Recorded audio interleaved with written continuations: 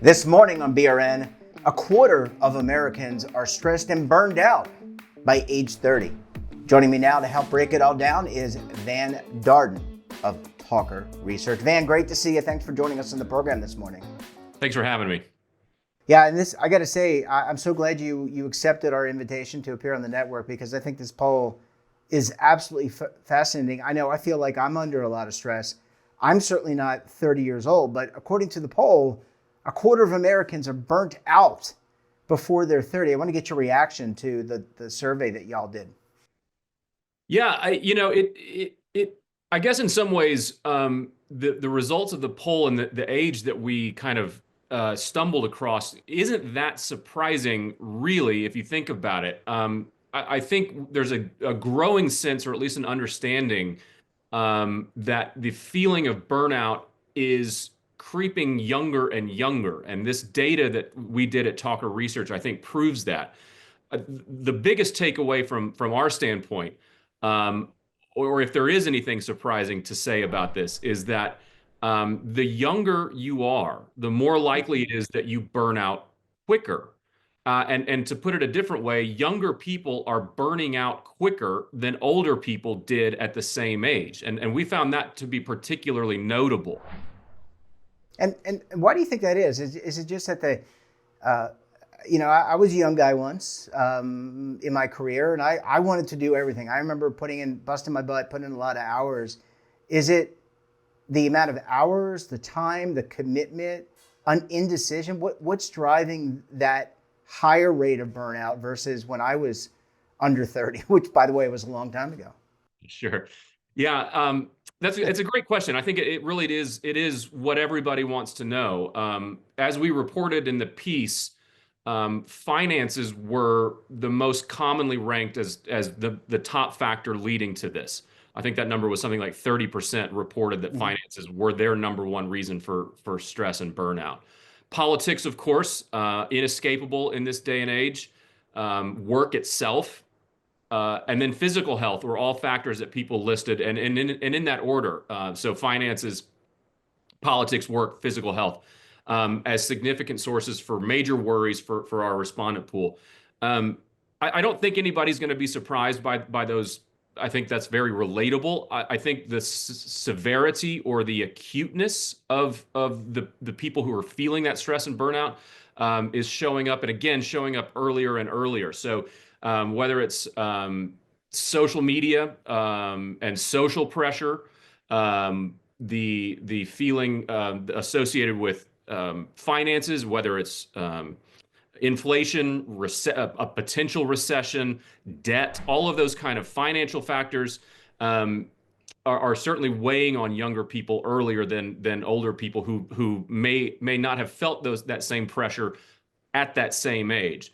Um, I think another interesting thing, especially if you look comparing, and we did compare from a generational standpoint. So looking at what we kind of say were younger people, Gen Z and millennials specifically, versus older people, which were Gen X and Boomers, just for the sake of this particular study.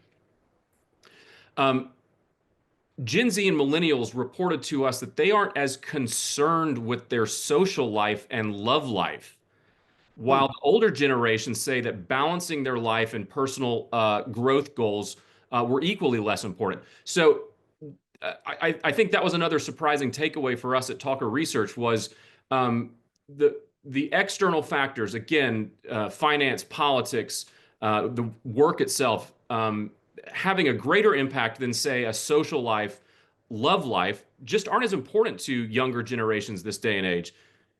So Van, do you think? I'm sorry to interrupt. Go ahead, Van. Finish your thought. I'm No, sorry. just to say, it was that struck us. You think about young people being social and dating, active, large friend groups, etc. They're not focused on that, and they're certainly not finding that those elements to be a cause of stress. All of, again, these external factors had a greater impact. Older generations told us that balancing their life and, again, those kind of personal growth goals may be less important. Now you could read into that and say, well, they're a little bit older. Many of their goals may have already been met. They may have, reassessed or reprioritized certain things in life, so that may not be as surprising. But again, if you think about, again, back when we were young guys, going out with your friends, being in the dating pool, et cetera, large amounts of stress. Certainly, that was true for me, and I can imagine you too. Not so much these days for the young people. And Van, my follow-up question again. I apologize for stepping on you before. What about? It sounds like some of the social norms are changing, the cultural norms, but also expectations may be different. I mean, when I came out of college, I had these high expectations of myself that I was going to be X, Y, and Z. Actually, 30 years later, I don't think I've hit those expectations, but I still had them. Do you think that some of that plays here with the survey results? What you expect from society, what you expect from yourself in terms of work, and that plays into some of the stress that people are feeling at a younger age? No, absolutely. There's no question. And I think our data shows that as well. A huge number, just an extraordinarily large number. I think it was 83% of everybody we surveyed, regardless of generation, told us that entering adulthood today is more challenging than it was even a decade ago. Uh, a decade ago was 2015. The world has changed dramatically since then. Yeah. Even in that short time, everybody agrees that entering adulthood and the challenges and even opportunities that come with that is more difficult than it used to be. And I think because people are telling us that they're burning out earlier in life, um, those stresses like finances, politics, et cetera, are going to continue to have an effect on upcoming generations. I don't think anybody going forward is going to be immune from any of those factors. Um, what can we do for the next generation, the Gen Alphas, and beyond that? I think that's up for it's worth a really good conversation from a societal standpoint, a political standpoint, a financial health standpoint, because it's not going away, and in fact, it's getting harder and harder, earlier and earlier. And what we're seeing is again leading to greater percentages of people feeling burnout even younger.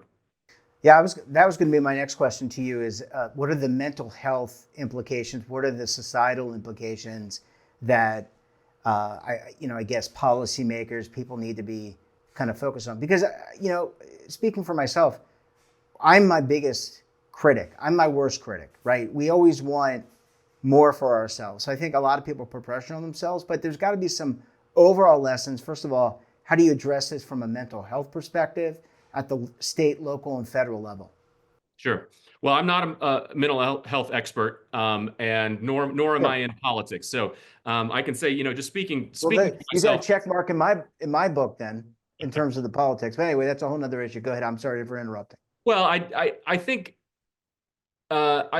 again, looking for opportunities to reduce the pressure. So whether it's again from a policy standpoint or a financial standpoint, we know inflation or a potential recession is going to just increase the stress that people feel. So where are ways that we can reduce that?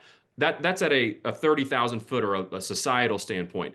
Locally or even individually, what are some, ask yourself, what are some questions, what are some ways that you can do to reduce the debt that you may currently carry, right?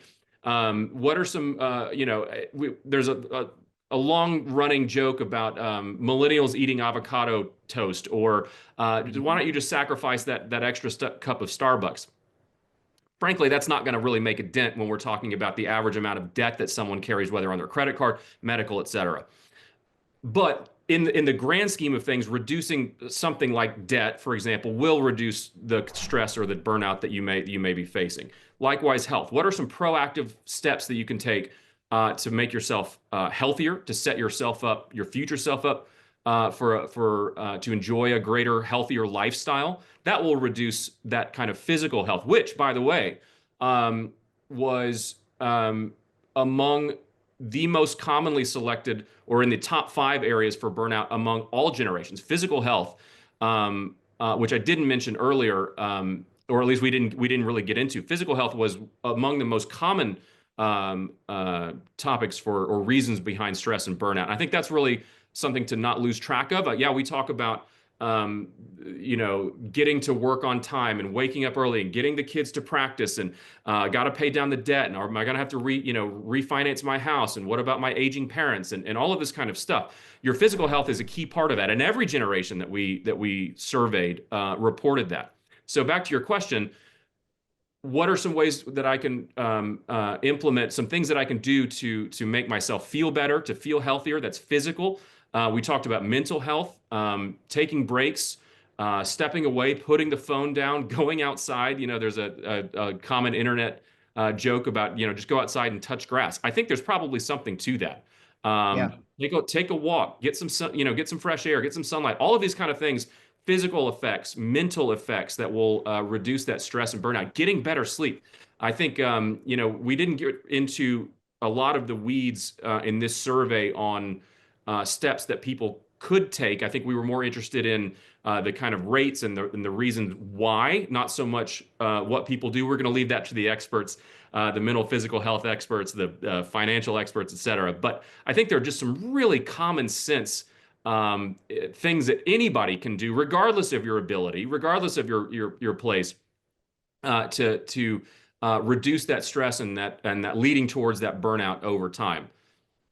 Yeah, really, really well put. And look, this is important. I think that this should send a message to a lot of people, to personally, to the people you love, to try to put things in perspective and try to do some of the things that we were talking about this morning. Van, we're going to have to leave it there. Great research. Thanks for joining us. Thanks for the breakdown. And we look forward to having you back on the program again very soon. Thanks for having me. Anytime. And don't forget to subscribe to our daily newsletter, The Morning Pulse, for all the news in one place. Details, of course, at our website, and your subscription helps underwrite all this great BRN content. And we're back again tomorrow for another edition of BRN. Until then, I'm Jeff Snyder. Stay safe, keep on saving, and don't forget, roll with the changes.